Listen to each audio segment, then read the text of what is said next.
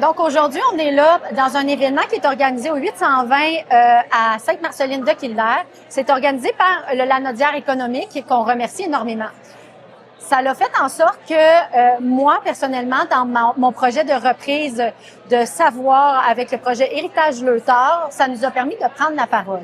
À l'intérieur de cette prise de parole, j'ai trouvé ça important en tant que femme en agriculture, moi-même administratrice aux agricultrices de la Montérégie-Ouest, de laisser ici, puisqu'on est dans la Lanaudière maintenant, de laisser la parole donc à une partenaire, un homologue. Une administratrice ici, aussi. Une administratrice des ALO, donc les agricultrices Lanaudière, Laurentides, Outaouais. Ça a été un élément important pour nous. Moi, je suis devenue membre aux agricultrices du Québec, ainsi que ma partenaire Sarah. On est toutes les deux devenues membres, principalement pour le service Dimension E.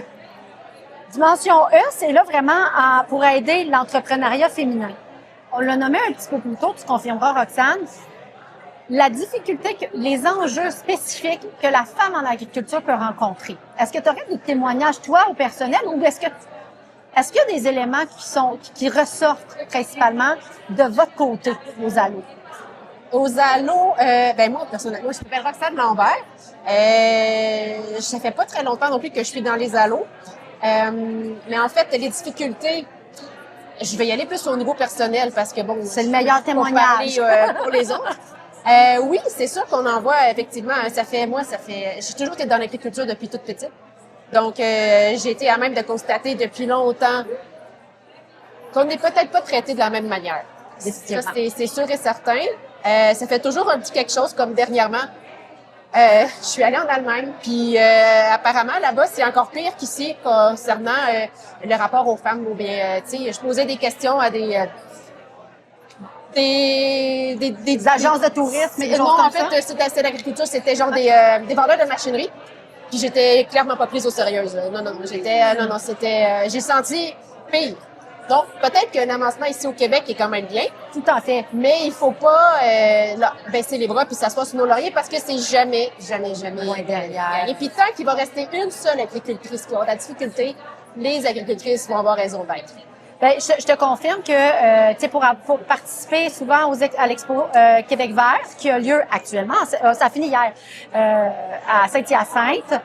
Ça m'est arrivé d'avoir à discuter justement avec différentes compagnies qui vendent souvent de la machinerie de gars. Effectivement. Mais ils ont beaucoup de respect. Je me suis jamais trouvée dans une situation dans laquelle j'ai l'impression qu'on ne me prête pas le respect dont j'ai droit parce que clairement, je suis une agricultrice, c'est moi qui vais lâcher le produit, donc fais attention à moi. Oui. Je te conseille qu'ici au Québec, c'est pas la même dynamique.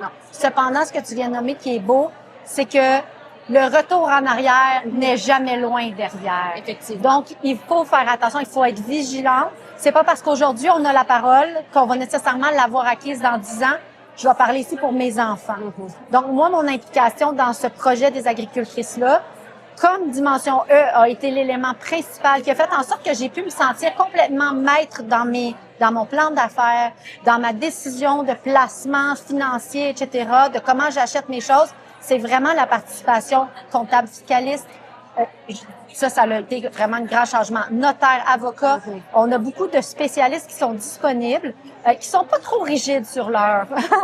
Parce qu'en fait, c'est un certain nombre d'heures, voire minutes données, mais les gens sont là de cœur. Et puis je pense que c'est ce qui fait la différence, la distinction, corrige-moi si je me trompe, mais c'est la distinction entre l'agriculture au féminin et l'agriculture au masculin. La femme, sans être trop genrée, n'en fait pas moins que nos hormones naturelles vont faire en sorte qu'on va avoir une sensibilité qui peut être un peu plus subtile. Oui. J'essaie de choisir des bons mots, hein. On va pas jouer dans le genré, mais c'est quand même une réalité. Oui. Et il faut faire attention à ce que notre peur de pas bien utiliser les mots vienne bloquer le message qui est à donner. Voilà. Donc, les agricultrices du Québec, c'est une sororité magnifique qui offre justement beaucoup de soutien, qui offre beaucoup de visibilité, puis qui fait en sorte qu'on se sent entouré quand on se lance en agriculture. Et ça, même si comme moi, on vient pas du milieu. Fait que merci de ta présence. Ça fait plaisir. Merci de l'invitation. Ça fait plaisir.